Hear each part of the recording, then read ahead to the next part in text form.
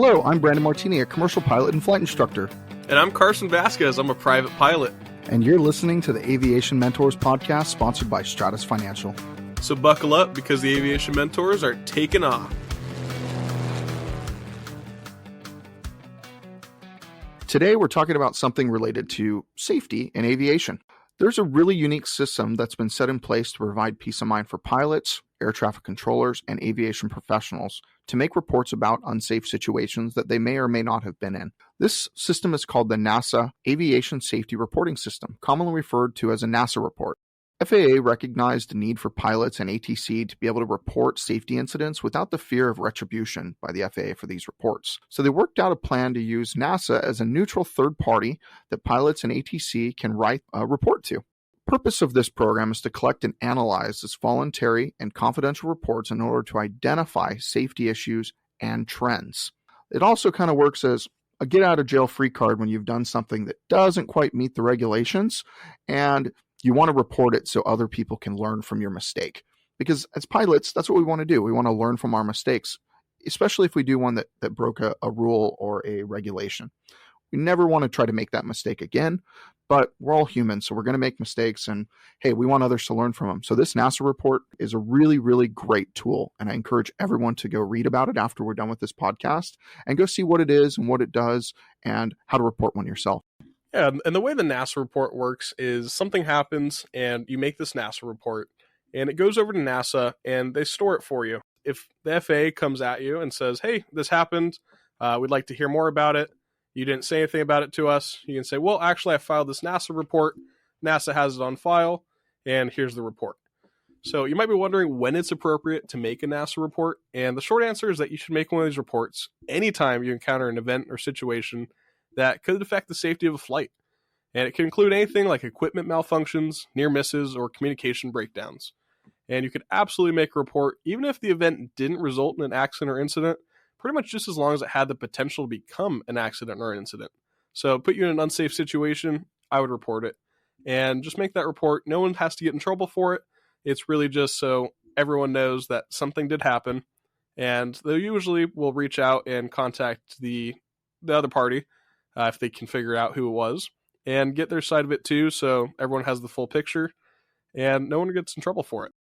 So why should you make a NASA report? There's several benefits to doing so. First and foremost, making a report helps to improve aviation safety, and I think we can all agree that's a big deal. By identifying potential hazards and issues that might not have been otherwise reported. I can think of a ton of them. I'm sure you could too, Carson. This information can then be used to develop safety recommendations and best practices that can be shared with the aviation community. These NASA reports are in part provided, and they're used to generate safety statistics that can make us all safer and as we work to avoid incidents and accidents. So I know that these safety reports have come up with a lot of different things that we do in aviation, and I'm pretty sure that several NASA reports that all get done on the same exact topic, they've actually made it into the FAR-AIM in the section of the AIM to make us better pilots and make us safer pilots, because that's all we really care about nowadays. We just want to be safer and better pilots. Yeah, and in addition to contributing to aviation safety, making a NASA report can also be beneficial for the person making that report. And the program is completely confidential, so you can report an event without the fear of retribution. And it can be especially useful if you're concerned about the potential consequences of reporting an issue through a different kind of channel. I've actually had an incident happen with me, and I was flying out of Riverside, and I was around John Wayne. I had just landed there just to get some pattern work and some practice at Charlie Airport. And I'd taken off, and the typical way to get out of John Wayne is you'll take off from the left runway, and they'll have you turn, 15-30 degrees to the left after departure. And you kind of turn over some airplane hangars and some airplanes, some nice jets parked below you. And I had turned out, and I had a friend with me, and I was flying out, and I'd made that left turn to depart, and I was scanning the area, and I realized that there was someone that was kind of in the distance, it looked like, and it looks like that they were about to enter on the 45, and I was just continuing to depart, doing everything that ATC had told me to do, following all their instructions. They gave me a heading even, so I started flying that heading and kept climbing to 2100. ATC let that person enter the pattern. Instead of making a normal pattern entry and turning in a slow right turn to enter the pattern, that person just absolutely banked as hard as they could and flew pretty much right into my flight path. I was less than 1,000 feet away from him, and I had to dive down to avoid him. Ended up being some confrontation over the radio about it, and I made a NASA report when I got home, and I called a buddy who's going to be on our podcast soon, actually, and we'd figured out the tower number. I'd called the tower, gave them my side of the story, got theirs, they got the other pilots, and nothing came of it, but it was something I filed the NASA report for. It wasn't my fault, wasn't the pilot's fault, wasn't ATC's fault, but it was something that was unsafe, and that kind of scenario is exactly the kind of situation you should file a NASA report for. Because if anything did come of it, you could at least say, hey, I made this report, it's out there, and everyone recognized that this happened.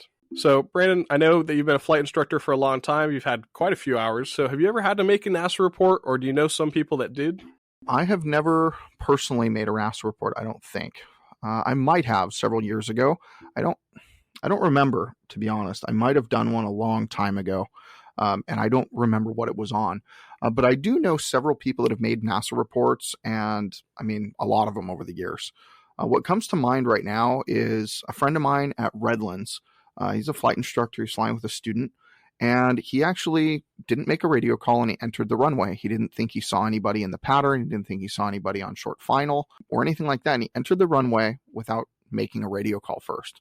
Well, guess what? When he said he looked over and didn't see an airplane, there was actually an airplane on final that had to go around and move because his failure to actually make a radio call. After the incident was done, he called me and asked, hey, what do I do?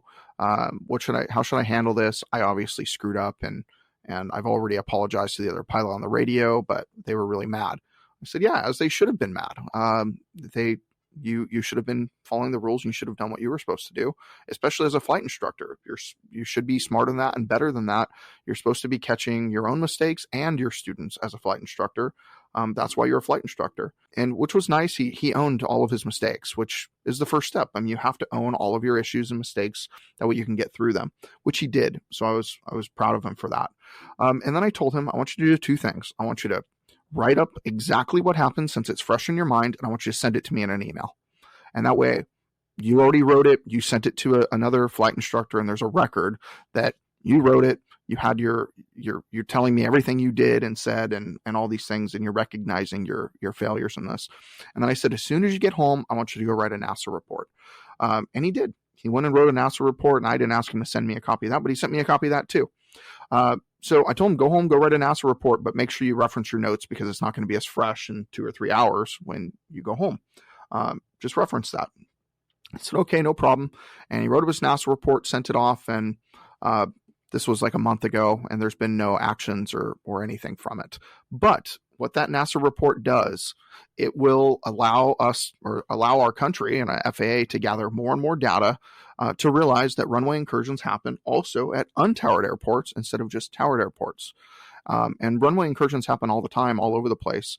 And that's probably one of the biggest contributing factors for accidents. I don't have the specific data on that, but I know that it happens, and either near misses will happen, things like that. So it was smart of him to call me, and it was even more smart of him to actually fill out that NASA report, which could be if the FAA did want to use an action against him, now they can't take that action against him in a legal way. But they can have a conversation with him and tell him he needs to be a better pilot and those things, which I would agree with. And he's already taken some remedial training with me to talk about that and go over those things with another flight instructor.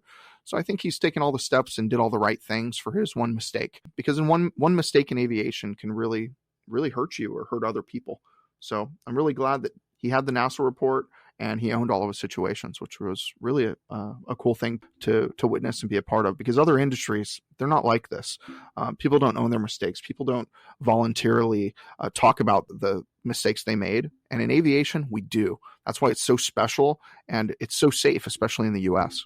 Yeah, that's actually some similar advice to what you gave me. I'd landed after that near miss and NASA report incident, and I called my friend, got the tower number, talked to the manager, and then I called you, let you know what happened, because you were pretty much my instructor at the time. And we'd gone over it and talked about it, and you told me to file that NASA report. Again, nothing came of it, and it's usually what will happen, especially at an untowered airport. You don't have ATC watching over you and catching every mistake. But NASA reports are a really great system to provide yourself with some additional coverage.